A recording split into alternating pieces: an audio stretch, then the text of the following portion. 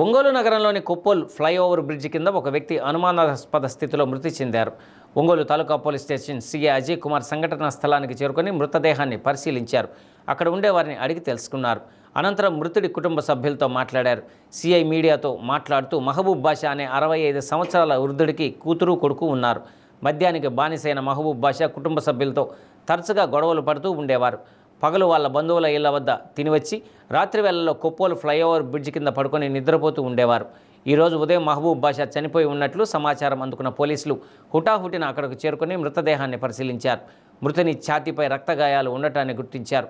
మహబూబ్ బాషా మద్యానికి బానిసైనందున కింద పడి గాయాలు అయ్యాయా లేక ఎవరైనా గాయపరిచారా అనే విషయమై విచారించి చట్ట ప్రకారం చర్యలు తీసుకుంటామని సీఐ అజయ్ కుమార్ తెలిపారు.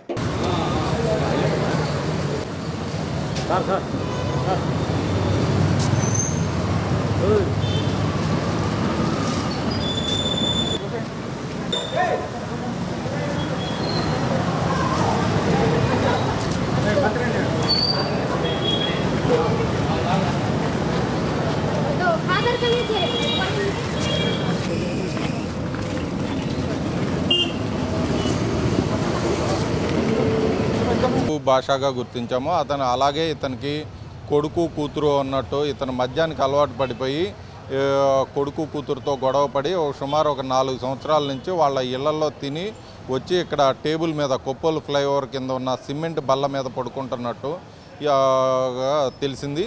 ఈరోజు ఉదయం అతనికి ఛాతీ మీద చిన్న ఒక రక్తగాయం ఉంది, చనిపోయి ఉన్నాడు. దీని మీద విచారిస్తున్నాము. ఎలా జరిగింది ఏం జరిగింది అన్నది విచారించి చట్ట ప్రకారం చర్యలు తీసుకుంటాం. అది సహజ మరణమా అసహజ మరణమా ఎవరి వలన జరిగిందా అనే దాన్ని అన్ని కోణాల్లో దర్యాప్తు చేసి చట్టపరంగా చర్యలు తీసుకుంటాం. మహబూబ్ బాషా 65 సంవత్సరాల వయసు, ఇస్లాంపేట 3వ లైన్ ఇతని నేటివ్ ప్లేసు. ప్రస్తుతం కూతురు వద్ద ఉండేవాడు. తర్వాత కూతురుతో గొడవ పడి ఇక్కడ ఈ సిమెంట్ బల్ల మీద పడుకుంటున్నాడు. అలాగే కూతురుతో గొడవపడి కూతురు కొడుకుతో గొడవపడి ఇక్కడ ఉంటున్నాడని మాకు ఉన్న సమాచారం. దాని మీద కూడా విచారించి చర్యలు తీసుకుంటాం.